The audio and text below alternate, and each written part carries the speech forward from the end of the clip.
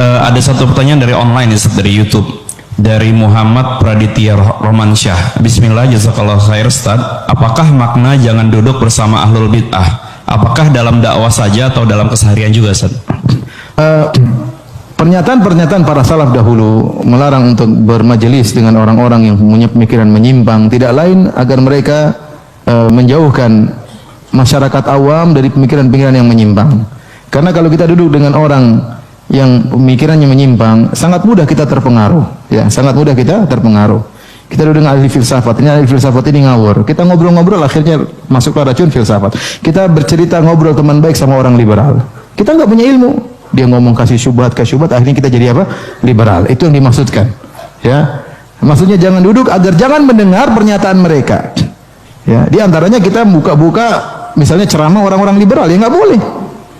Ya. Kalau misalnya saya ingin dengar karena saya ingin bantah. Saya baca buku Jahmiyah, saya baca buku Mu'tazilah, saya baca buku Asy'ariyah.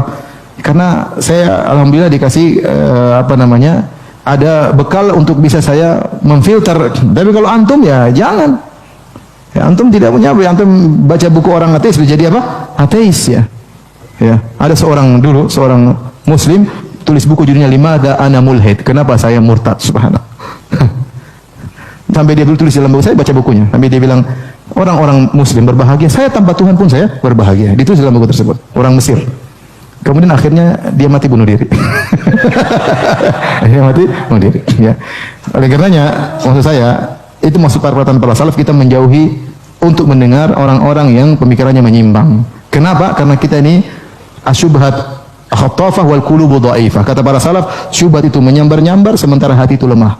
Ya, hati itu sangat apa? Lemah.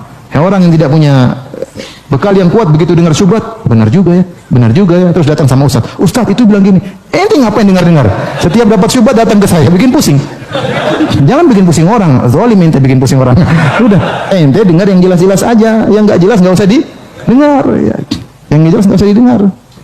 Betapa banyak orang sudah ngaji baik-baik jadi liberal, jadi benar. Masuk sekolah tinggi jadi liberal. Kenapa dia nggak punya dasar yang kuat? Oh ya benar juga, benar jadi liberal.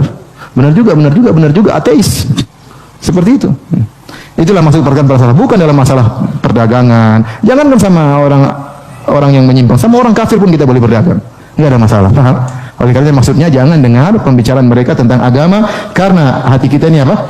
Lemah. Kita mudah terpengaruh kalau tidak punya landasan yang kuat. Wallahu a'lam bishawab.